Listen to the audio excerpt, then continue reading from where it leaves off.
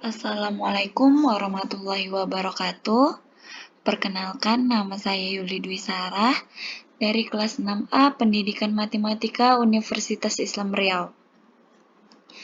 Baiklah, pada pertemuan kali ini atau pada video kali ini, kita masih membahas materi yang berkaitan dengan mata kuliah analisis kompleks, di mana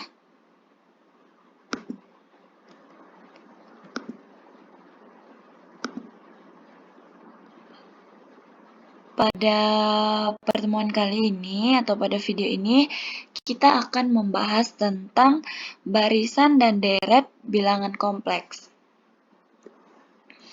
Baiklah, langsung saja di sini yang pertama, definisi dari barisan bilangan kompleks. Barisan bilangan kompleks itu adalah bilangan kompleks yang diurutkan dengan suatu pola tertentu. Biasanya ditulis dalam bentuk Z1, Z2, atau pakai tanda kurung Z1, Z2. Dikarenakan kan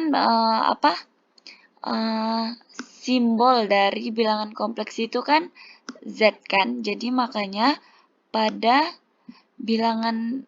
barisan bilangan kompleks itu kita memakai Z1, Z2, Z3, dan seterusnya.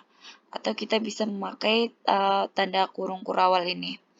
Atau secara singkat kita bisa menulis dengan Zn. Bilangan-bilangan Z1, Z2, Z3 itu disebut suku-suku barisan. Kan kalau pada barisan biasa kan seperti yang udah kita ketahui kan U1, U2, U3, dan seterusnya kan. Tetapi kalau pada barisan bilangan kompleks ini Z1, Z2, Z3, dan seterusnya.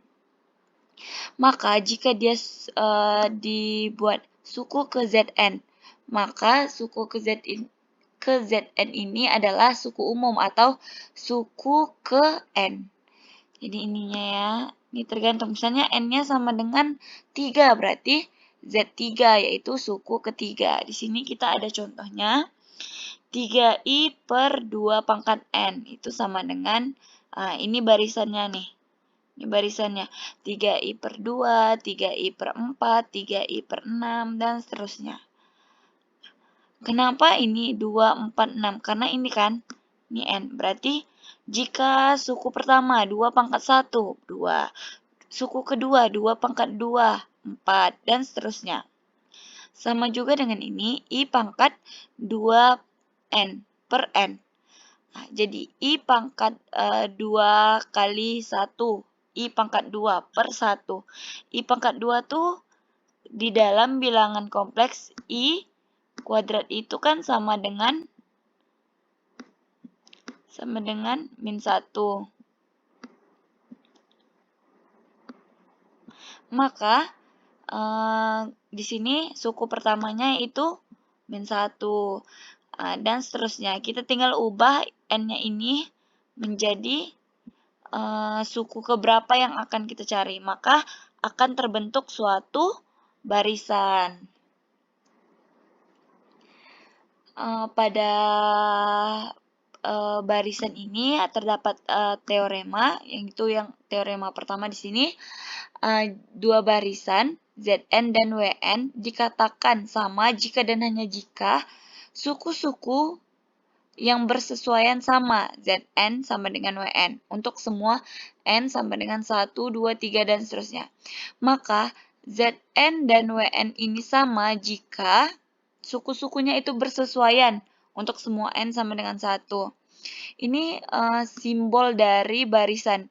Jika suatu barisan satu dengan barisan yang lainnya itu akan sama jika suku-sukunya bersesuaian. Itu maksud dari teorema yang pertama ini. Barisan bilangan kompleks itu terdiri dari dua bilangan barisan. Yang pertama ada barisan konvergen dan ada yang divergen. Yang pertama kita akan membahas tentang konvergen. Di sini definisinya yaitu suatu barisan Zn disebut konvergen jika terdapat suatu bilangan Z sehingga limit n menuju tak terhingga Ini tak terhingga Zn. Itu sama dengan Z. Dari definisi ini bisa kita ketahui kan di sini ada jika terdapat suatu bilangan Z di sini kan. Zn itu sama dengan Z. Ini kan Zn ini kan barisan nih. Ini harus terdapat bilangan Z, maka barisan itu disebut konvergen. Di sini ada teorema kedua, yaitu perhatikan barisan Zn dengan Z0-nya itu sama dengan X0 ditambah I Y0 untuk N sama dengan 1, 2, 3, dan seterusnya. Maka limit N menuju tak terhingga Zn itu sama dengan A ditambah BI. Jika dan hanya jika limit N menuju atau sampai dengan tak terhingga Xn itu sama dengan A, dan limit N menuju tak terhingga Yn itu sama dengan B. Ini kan merupakan bentuk dasar bilangan kompleks. Ini kan bentuk bilangan kompleks kan. Makanya seperti ini. Selanjutnya, di sini kita langsung ke contoh saja. Di sini contohnya. Tentukan barisan IN per N dengan beberapa suku pertamanya. Sini kita jawab ini seperti yang dicontoh tadi ya. Kita tinggal menggantikan N-nya ini. N-nya itu kita bisa menggantikannya dengan 1 dari suku pertama, 2, 3, 4, dan seterusnya.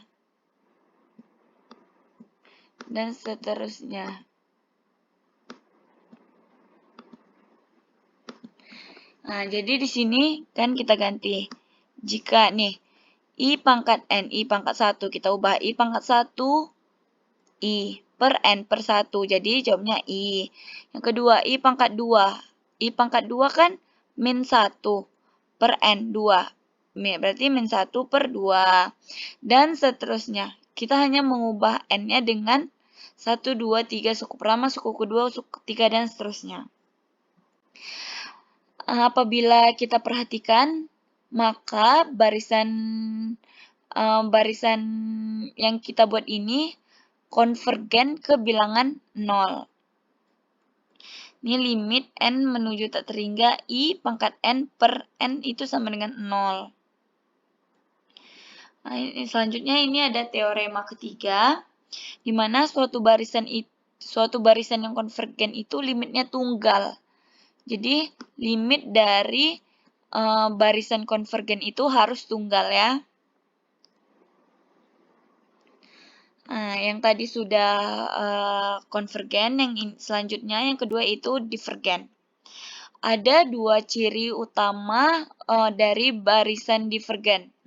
Yang pertama, bila N-nya bertambah besar, maka suku-suku barisan tersebut bertambah besar nilai mutlaknya tanpa batas. Langsung saja kita contohkan ya di sini. N kurang I per N, konvergen atau divergen. Jadi kita buat N-nya. Di sini kita cari N-nya. Kita bisa misalkan seperti 1, 2, 3, dan seterusnya tadi. 2, 3. Nah, sini N. N-nya kita ubah 1 per 1 kurang 1, 0. Ini suku pertamanya. 2 dikurang 1 per 2. 2 dikurang setengah, 3 per 2. Dan selanjutnya. Kan ini semakin nilainya tuh kan semakin besar gitu. Dari 0 jadi 3 per 2, jadi 8 per 3, jadi 15 per 4, dan seterusnya. Jadi, maka barisan ini N dikurang 1/n ini adalah divergen.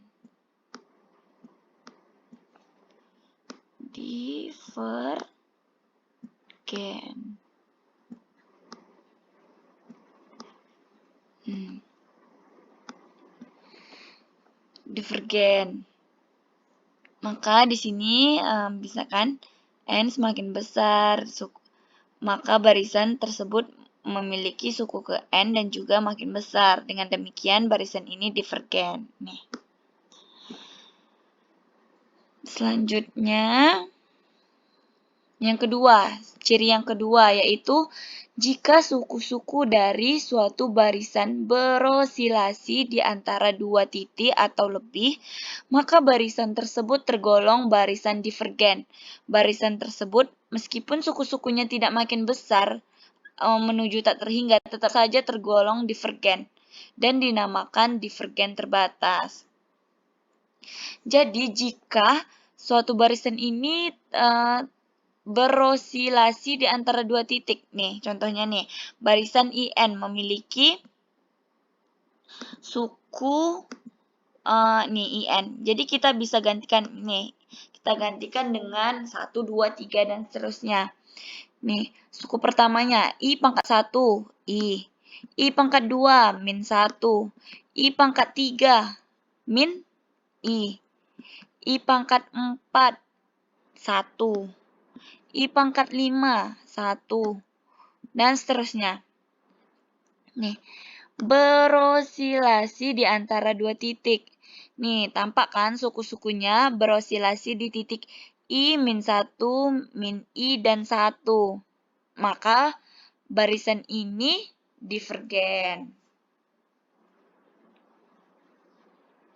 Nah, setelah kita membahas tentang barisan tadi, selanjutnya kita akan membahas tentang deret. Di sini, deret bilangan kompleks ini ada atau terdapat yang namanya deret tak hingga. Di mana deret tak hingga ini deret yang banyaknya tak terbatas. Disebut deret tak hingga. Ini notasinya Sn sama dengan sigma dari N sama dengan 1 sampai tak terhingga Zn.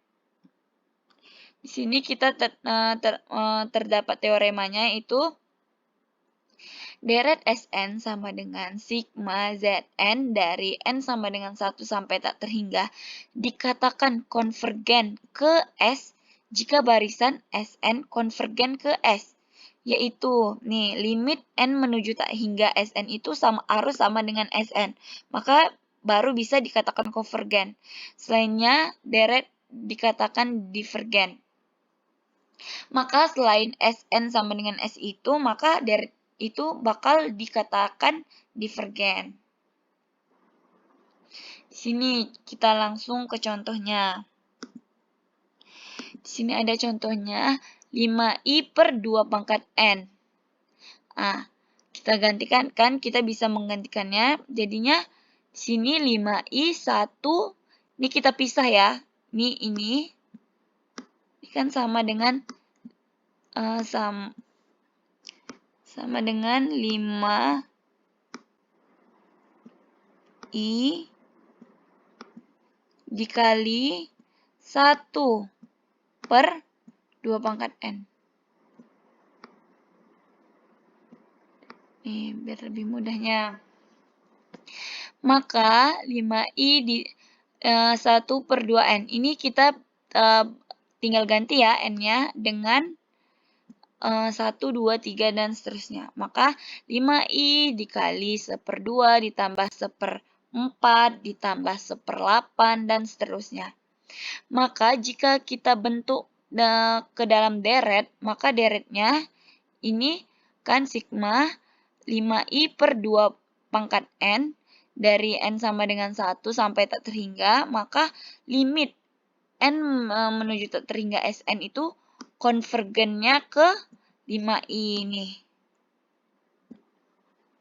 Selanjutnya di sini ada sigma dari min 1 pangkat n dikurang 1i, di mana nilainya dari n sama dengan 1 sampai tak terhingga.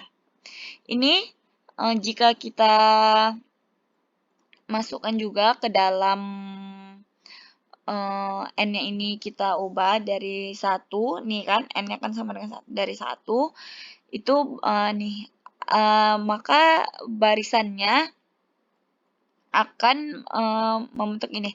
1 min 1, deret, 1 min 1 ditambah 1 dikurang 1, dan seterusnya. Maka Sn tidak mempunyai limit.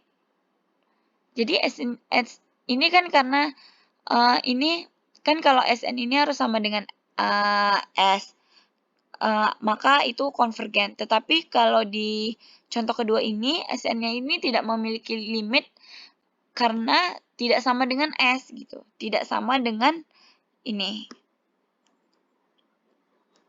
Maka deret ini kita bisa katakan dengan divergen, deret divergen. Selanjutnya contoh untuk deret aritmatika, di sini Sn-nya sama dengan setengah N dikali A ditambah UN. Itu sama dengan setengah N 2A ditambah N kurang 1 dikali beda.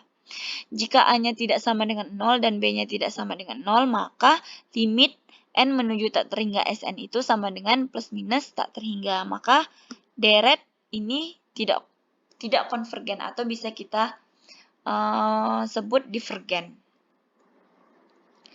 Selanjutnya deret geometri. Contoh untuk deret geometri di sini Sn sama dengan A dikali I dikurang R pangkat N per I dikurang R, di mana R-nya ini tidak boleh sama dengan 0, dan A-nya itu juga tidak boleh sama dengan 0. Kalau sama dengan 0, maka hasil akhirnya nanti bakal 0. Untuk nilai mutlak R kecil 1 itu, limit M menuju tak terhingga Sn-nya itu sama dengan A per 1 dikurang R. Maka ini disebut deret konvergen. Untuk nilai mutlak R besar 1 itu, limit M menuju tak terhingga Sn sama dengan plus minus tak terhingga, maka ini juga disebut deret konvergen. Untuk nilai mutlak R sama dengan 1, maka limit M menuju tak terhingga Sn-nya itu sama dengan tak tentu atau deret konvergen, atau bisa juga kita sebut konvergen. Di sini ada sifat-sifat untuk deret tak terhingga. Yang pertama itu jika deret Sn sama dengan sigma Zn di mana dari N sama dengan 1 sampai tak terhingga itu konvergen, maka limit N menuju tak terhingga Zn sama dengan 0 itu tidak berlaku. Yang kedua, jika deret Sn sama dengan sigma N sama dengan 1 sampai tak terhingga Zn itu, limit N menuju tak terhingga Zn itu tidak boleh sama dengan 0, maka deret tersebut divergen akibat logis dari yang satu ini, akibat dari yang sifat 1. Jika deret Sn sama dengan sigma dari N sama dengan 1 sampai tak terhingga Zn, di mana Z0-nya besar sama dengan 0 dan mempunyai batas atas, maka deretnya itu konvergen. Untuk menyelidiki kekonvergensian suatu deret yang telah diketahui kekonvergensiannya itu, kita bisa di sini ada 3 pembanding macam deret pendamping. Di sini yang pertama deret geometri, di mana sigma dari 1 sampai tak terhingga AR pangkat N kurang 1, jika R-nya itu kecil sama dengan 1, itu maka konvergen. Tetapi jika nilai mutlak dari R-nya itu besar sama dengan 1, maka divergen. Begitu juga dengan deret hiperharmonis. Jika sigma dari 1 sampai tak terhingga 1 per N pangkat K itu, jika K-nya itu besar dari 1, maka konvergen. Tetapi jika K-nya itu, ini kayaknya salah nih. 3 kecil ya di sini. Di sini 3 kecil 1 itu konvergen. Jika K besar sama dengan 1 itu divergen. Ini kita bisa membuktikannya dengan 2 pangkat N, di mana U dari 2 pangkat N. Ketiga, deret Bertrand. Di sini sigma dari 1 sampai tak terhingga dari 1 per N dikali ln N pangkat K. Jika K-nya besar sama dengan 1, maka konvergen. Di sini ada prinsip atau cara penggunaan deret banding. Jadi deret yang ini tadi, ini kan ada deret pembanding. Cara menggunakannya, kita bisa, nih yang pertama Fn itu sama dengan deret pembanding, dan Un itu sama dengan deret yang diselidiki. Jika Fn-nya konvergen, sedangkan 0 kecil sama dengan Un, kecil sama dengan Vn, maka Un itu konvergen. Jika Vn-nya divergen, sedangkan 0 kecil sama dengan Vn, kecil sama dengan Un, maka Un-nya yang divergen. Yang kedua, jika dipenuhi UN-nya besar sama dengan 0 dan Fn-nya besar sama dengan 0, limit n menuju tak terhingga dari UN per Vn sama dengan L tidak sama dengan 0, maka UN dan Vn keduanya konvergen atau keduanya divergen. Di sini ada uji konvergensi deret tak hingga. Untuk menyelidiki konvergensi suatu deret, kecuali dengan membandingkan deret-deret lain yang sudah jelas konvergensinya, dapat juga sendiri kita sebut dengan kriteria konvergensi atau tes konvergensi. Ada beberapa cara untuk kita tes konvergensi. Yang pertama yaitu uji rasio atau uji pembanding. Uji rasio ini berlaku untuk deret dengan suku-suku positif, yaitu membandingkan suku ke n+1 dengan suku ke n-nya. Di sini ada teoremanya, di mana deret UN dengan suku dan tidak negatif jika sigma n menuju tak terhingga dari UN ditambah 1 per UN itu sama dengan L, maka jika L-nya kecil sama dengan 1, maka deret itu konvergen. Jika L-nya besar dari 1, maka deret itu konvergen. Jika L-nya sama dengan 1, maka itu didekati dari atas atau tak ada keputusan. Yang kedua, uji akar. Uji akar ini teorema deret UN dengan suku-suku tidak negatif. Jika limit n menuju tak terhingga dari akar n UN sama dengan L, maka di sini sama ya, jika L kecil 1 deretnya konvergen, jika L-nya besar 1 tetap konvergen, dan jika L-nya sama dengan 1 maka gagal, ujinya itu gagal. Yang ketiga itu uji Skolomilk, di mana teoremanya itu deret UN dengan suku-suku tidak negatif, di mana limit n menuju tak terhingga UN per UN plus 1 sama dengan L, maka L besar 1 dan L kecil 1 itu sama-sama konvergen. Tetapi di sini ada catatannya. Uji Skolomilk ini hanya bisa tes D'Alembert gagal, yaitu bila limit n menuju tak terhingga UN per UN ditambah 1 sama dengan I dan pendekatannya dari bawah. Yang keempat ada uji Raube. Di sini masih sama deret UN-nya dengan suku-suku yang tidak negatif, di mana di sini limitnya n menuju tak terhingga dari n dikali 1 per UN tambah 1 per UN itu sama dengan L, di mana jika L besar dan kecil sama dengan 1 itu deretnya itu konvergen, dan jika L-nya sama dengan 1 didekati dari atas atau tak ada keputusan.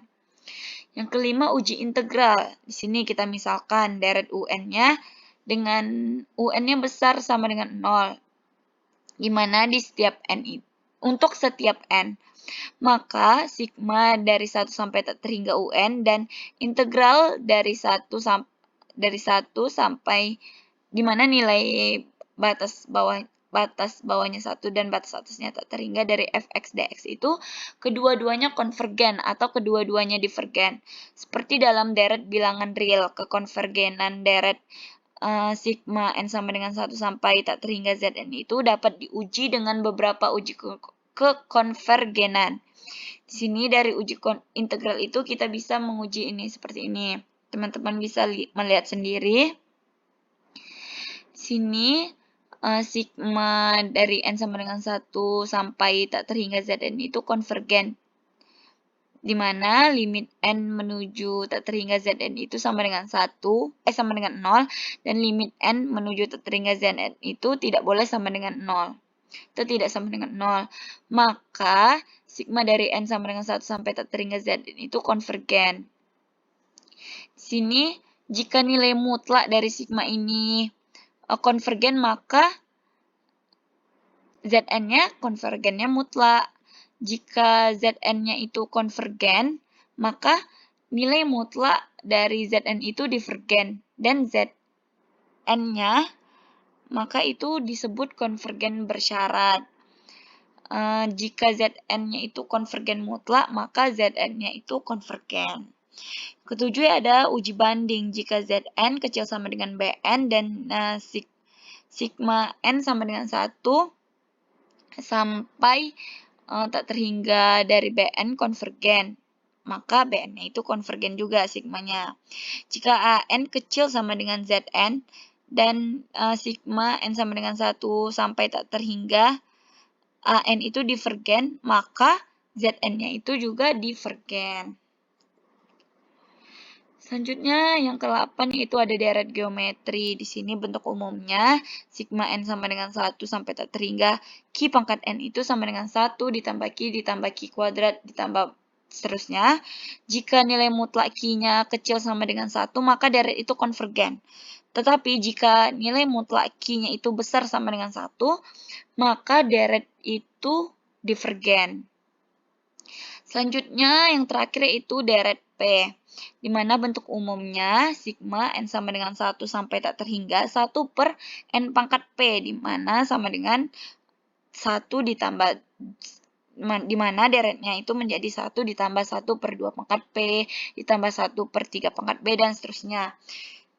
Di sini, jika nilai mutlak dari P-nya itu kecil 1, maka deret itu konvergen. Tetapi jika nilai mutlak P-nya itu besar sama dengan 1, maka deret itu divergen. Sekian penjelasan dari saya. Apabila ada kesalahan kata, mohon dimaafkan. Wabillahi taufiq wal hidayah. Wassalamualaikum warahmatullahi wabarakatuh.